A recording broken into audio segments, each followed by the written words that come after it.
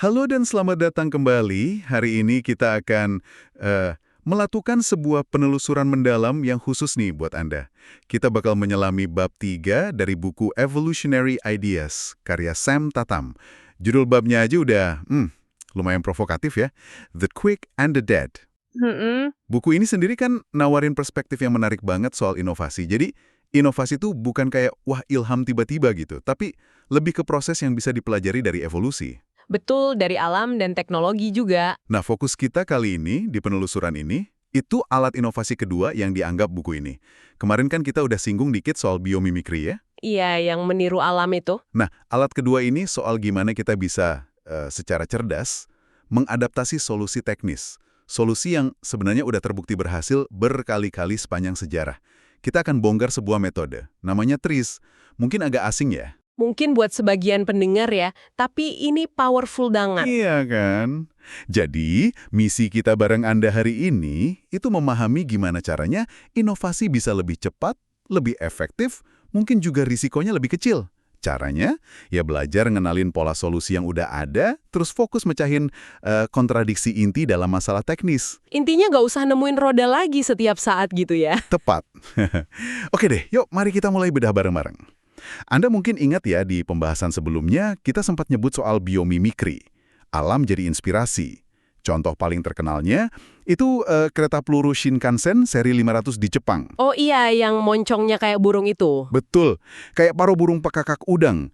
Itu buat ngatasin masalah tunnel boom loh. Suara ledakan keras pas kereta keluar terowongan kencang banget. Ah iya iya, karena udara kedorang tiba-tiba ya. Nah itu dia. Dan nggak cuma itu. Pantografnya yang kayak lengan di atas kereta itu niru bulu burung hantu biar nggak berisik. Wah, detail banget ya. Banget. Bahkan bentuk perut penguin Adelia juga diadopsi buat aerodinamikanya. Nah itu kan belajar dari alam. Sekarang, bab 3 ini ngebawa kita ke alat evolusioner berikutnya. Belajar dari evolusi teknologi. Oke. Dari ciptaan manusia sendiri berarti ya? Iya, dan disinilah kita masuk ke TRIZ. Itu singkatan Rusia, Teoria Решения изобретательских задач. Artinya, ya kira-kira teori penyelesaian masalah inventif. Agak ribet ya namanya. Hahaha, iya. Tapi di balik ini ada kisah luar biasa dari penciptanya, Gendrik Altshuler. Dia ilmuwan Uni Soviet. Iya, kisah Altshuler ini sendiri aja udah kayak studi kasus pemecahan masalah yang keren banget.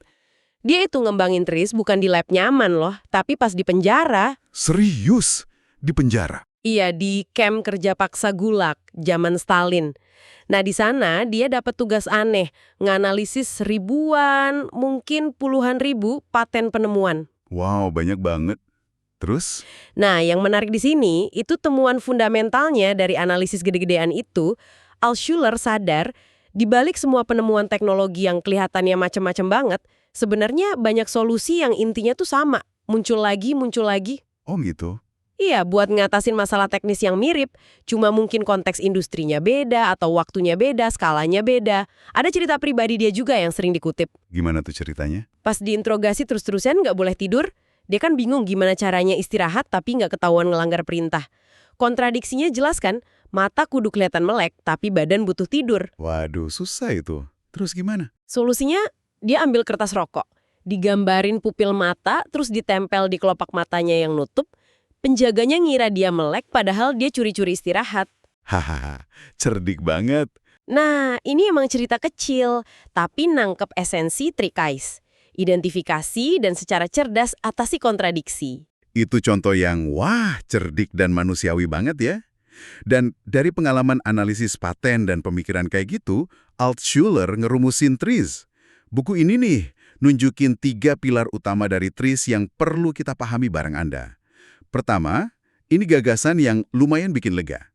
Kemungkinan besar, inti masalah teknis yang lagi Anda hadapi itu udah pernah dipecahin sama orang lain. Di tempat lain mungkin, bentuknya beda banget. Jadi nggak usah mulai dari nol. Iya, ini penting banget nih. Ngurangin beban mental harus original. Betul. Kedua, ada pola-pola solusi yang konsisten, universal yang muncul terus di sejarah penemuan. Altshuler ngeidentifikasi ini sebagai prinsip inventif. Semacam jurus standar gitu ya? Bisa dibilang gitu. Ketiga, dan ini mungkin yang paling keren, Inovasi yang benar-benar terobosan itu seringnya lahir bukan dari ide baru sama sekali, tapi dari kemampuan kita buat secara sadar nemuin dan mecahin kontradiksi teknis di balik masalah. Oke, coba kita dalamin yang pilar pertama itu ya. Masalah Anda kemungkinan udah pernah dipecahkan. Ini ngingetin sama konsep evolusi konvergen di biologi. Oh iya, yang kayak gimana tuh? Contohnya, lumba-lumba kan mamalia laut, hiu itu ikan. Beda banget kan?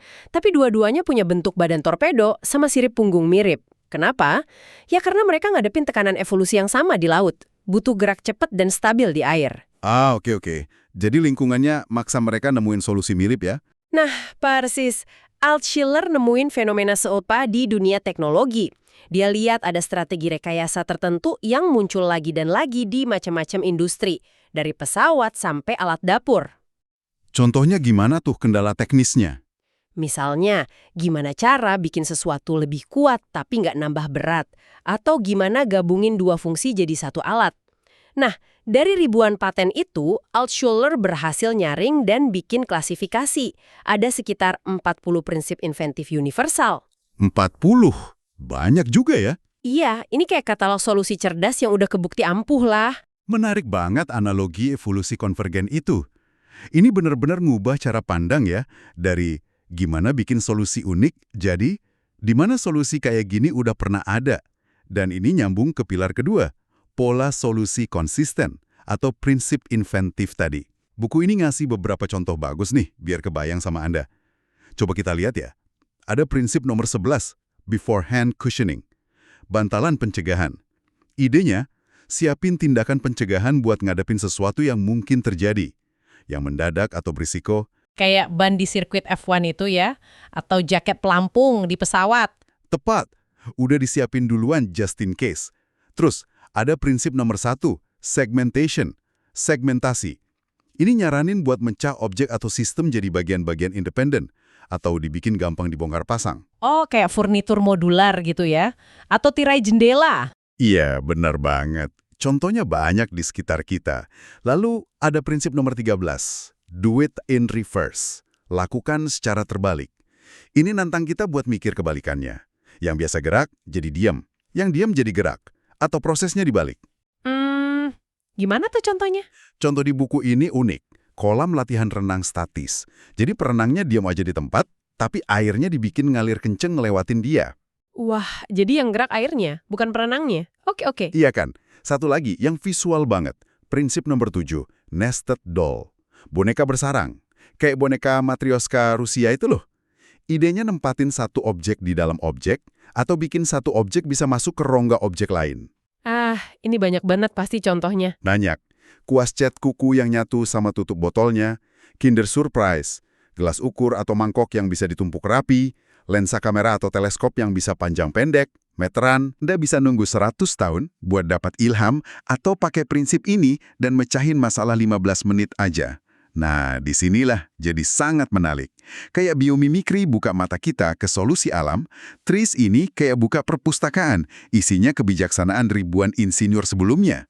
Cara sistematis buat keluar dari kotak pikiran kita. Tepat. Dan pemahaman soal prinsip inventif ini jadi fondasi buat pilar ketiga. Yang kata Altshuler, jantungnya inovasi. Terobosan. Kemampuan memecahkan kontradiksi. Kontradiksi lagi ya? Iya, tapi ini bukan cuma kontradiksi logis kayak cerita Altshuler di penjara tadi. Ini lebih ke kontradiksi teknis yang sering ada di tantangan desain dan rekayasa. Maksudnya gimana tuh kontradiksi teknis? Itu kalau Anda coba perbaiki satu aspek sistem, malah bikin aspek penting lain jadi jelek. Oke. Contohnya? Contoh klasiknya banyak. Gimana bikin rompi anti peluru lebih kuat, tapi nggak bikin jadi lebih berat dan kaku? Atau gimana bikin payung yang cukup lebar buat ngelindungin dari hujan, tapi juga cukup kecil pas dilipat biar muat di tas? Iya. Sering banget nemu masalah kayak gitu. Nah, inovasi biasa mungkin cuma kompromi. Agak kuat, tapi ya agak berat juga. Kalau inovasi terobosan, kata Tris, itu nemuin cara buat ngilangin kontradiksi itu sama sekali. Wah, gimana caranya? Disinilah alat bantu utama Tris, matriks kontradiksi. Setelah analisis ribuan paten itu, Altshuler DKK sadar meskipun masalah teknis banyak banget, kontradiksi dasarnya itu relatif terbatas. Ada sekitar 1.500 kontradiksi rekayasa standar. 1.500. Masih banyak juga ya? Iya, tapi itu dirangkum di matriks cerdas. Matriks ini memeta 39 parameter teknis generik kayak berat, kecepatan, kekuatan, durabilitas, suhu, bentuk, kemudahan pakai, keandalan, konsumsi energi, dan lainnya. Oke, terus gimana makainya? Jadi, kalau Anda tahu masalah Anda itu kontradiksi antara misalnya naikin kekuatan parameter A, tapi itu bikin berat parameter B jadi jelek, Anda cari aja persilangan A dan B di matriks. Nanti matriks itu ngasih rekomendasi prinsip inventif mana dari 40 tadi yang paling sering berhasil buat mecahin kontradiksi jenis itu. Oh, jadi kayak peta jalan gitu ya? Betul.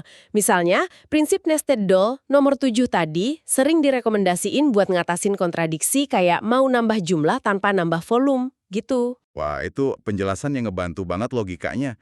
Jadi bukan cuma daftar prinsip, tapi ada alat sistematisnya ya.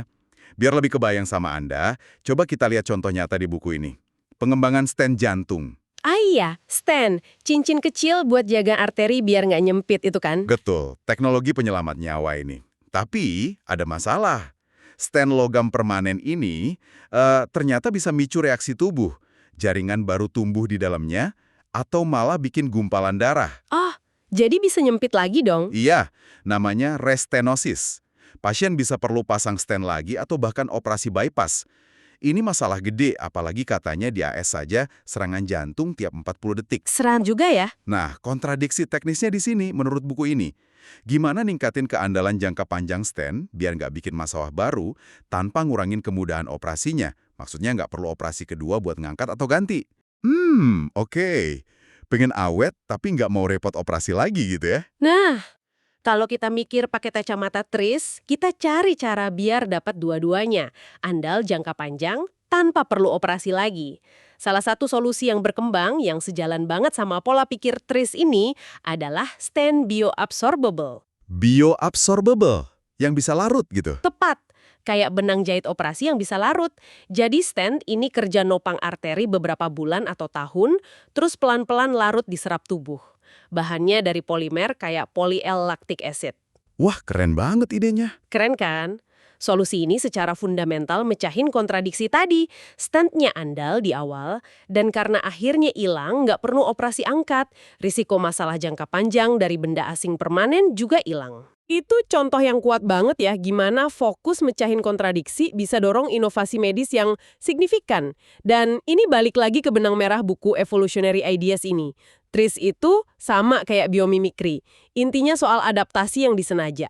Adaptasi yang disengaja. Oke. Kalau biomimikri itu minjem desain dari hasil R&D alam selama 3,8 miliar tahun, nah, TRIS ini minjem kebijaksanaan kolektif dari evolusi teknologi, solusi-solusi cerdas yang udah muncul, kebukti berhasil ngatasin tantangan serupa di macam-macam bidang rekayasa.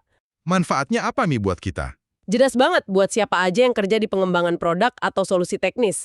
Pertama, inovasi bisa lebih cepat karena nggak mulai dari nol terus. Kedua, risiko dan biaya berkurang karena kita bangun di atas prinsip yang udah kebukti. Nggak perlu gambling sama ide baru yang belum jelas. Nggak perlu nemuin roda lagi tadi ya? Persis. Dan ini bukan teori doang loh. Buku ini nyebut gimana perusahaan gede kayak Ford udah pakai prinsip TRIS buat ngatasin masalah getaran mobil NVH itu loh, Noise Vibration Harshness. Atau Boeing buat desain sistem isi bahan bakar di udara yang lebih efisien dan aman. Wah, udah dipakai di industri besar ya? Udah, jadi kalau kita lihat gambaran besarnya, TRIS ini nunjukin kalau solusi inventif itu seringnya udah ada di sekitar kita. Tersembunyi dalam pola-pola berulang, baik di alam maupun di tumpukan pengetahuan teknologi kita. Kuncinya punya metode dan pola pikir buat ngenalin dan manfaatinnya. Kayak punya kacamata khusus gitulah. Oke, jadi mari kita tarik napas bentar ya. Kita rangkum nih apa yang udah kita bedah bareng Anda dari bab 3 buku Evolutionary Ideas ini. Kita udah jelajahi TRIS, sebuah kerangka kerja yang ternyata sistematis dan logis banget buat inovasi, terutama di bidang teknis. Sistematis tapi powerful ya. Banget. Intinya ada 3. Pertama, sadar kalau masalah kita mungkin udah ada solusinya di luar sana. Kedua, mampu ngenalin pola solusi universal yang 40 prinsip inventif itu. Dan ketiga, yang paling kuat, fokus nemuin dan mecahin kontradiksi teknis. Itu pendorong terobosan. Betul, fokus di kontradiksinya. Nah, jadi apa artinya ini semua buat Anda? Ini ngasih Anda satu lagi alat berpikir evolusioner yang ampuh. Daripada cuma mikir harus bikin sesuatu yang benar-benar baru, yang seringnya berisiko dan mahal, Tris ngajak kita buat aktif nyari dan adaptasi solusi cerdas yang udah kebukti. Baik dari sejarah teknologi atau dari alam juga kalau ngikutin buku ini secara keseluruhan. Iya, intinya Tris ngubah cara pandang dari gimana saya bikin solusi dari nol, jadi di mana solusi buat inti masalah ini, kontradiksinya, udah pernah ada, dan gimana saya bisa adaptasi. Pergeseran cara pikir ini aja udah bisa jadi katalis inovasi buat Anda. Tepat sekali. Ini kayak undangan buat jadi detektif solusi gitu ya. Jadi, lain kali Anda ketemu tantangan pelik, apalagi yang ada unsur teknis atau sistemiknya di kerjaan, proyek pribadi atau masalah sehari-hari, coba deh ambil langkah mundur bentar pakai lensa Tris ini. Tanya ke diri sendiri gitu ya. Iya. Tanya, apa sih kontradiksi inti yang bikin masalah ini susah? Konflik antara lebih cepat versi lebih aman, lebih kuat versi lebih ringan, lebih fleksibel versi lebih murah. Udah ketemu kontradiksinya, coba pikir lebih luas lagi. Lebih luas gimana? Pernah nggak kontradiksi kayak gini muncul dalam bentuk lain? Di industri lain mungkin? Atau di alam? Ada nggak prinsip atau pola solusi yang udah kebukti berhasil di sana? Yang bisa Anda pinjam, adaptasi, terus terapin ke konteks spesifik Anda? Tris ini ngasih kerangka buat nyari secara terstruktur. Bantu Anda lihat koneksi-koneksi tak terduga yang bisa jadi jalan pintas ke solusi inovatif. Dan sebagai penutup nih, ada satu pemikiran yang cukup provokatif dan menarik dari buku ini. Kami pengen ninggalin ini buat Anda renungkan. Buku ini nanya, kalau prinsip dasar Tris, ngenalin pola solusi berulang dan fokus mecahin kontradiksi inti, itu efektif banget di dunia rekayasa, mungkin nggak sih pola pikir ini relevan di luar itu? Oh, jadi nggak cuma buat teknologi aja. Nah, itu pertanyaannya. Gimana kalau kita coba terapin ke tantangan di bidang lain? Misalnya dinamika tim kerja, strategi bisnis, kebijakan publik, atau bahkan hubungan antar manusia dan psikologi. Wah, itu jauh lebih kompleks ya. Nggak ada matriks kontradiksi buat patah hati misalnya. Iya, bener. Kompleksitasnya beda jauh. Tapi, pertanyaannya tetap menggoda kan? Mungkinkah cara berpikir Tris ini, yaitu aktif nyari solusi yang udah berevolusi buat ngatasin pertentangan fundamental di sistem lain, bisa bantu kita nemuin pendekatan baru yang lebih efektif buat tantangan non-teknis dalam hidup kita? Sesuatu buat dipikirin lebih lanjut ya. Betul, sesuatu yang menarik untuk Anda pikirkan. Terima kasih sudah bergabung dalam penelusuran mendalam kita kali ini. Sampai jumpa di kesempatan berikutnya ya.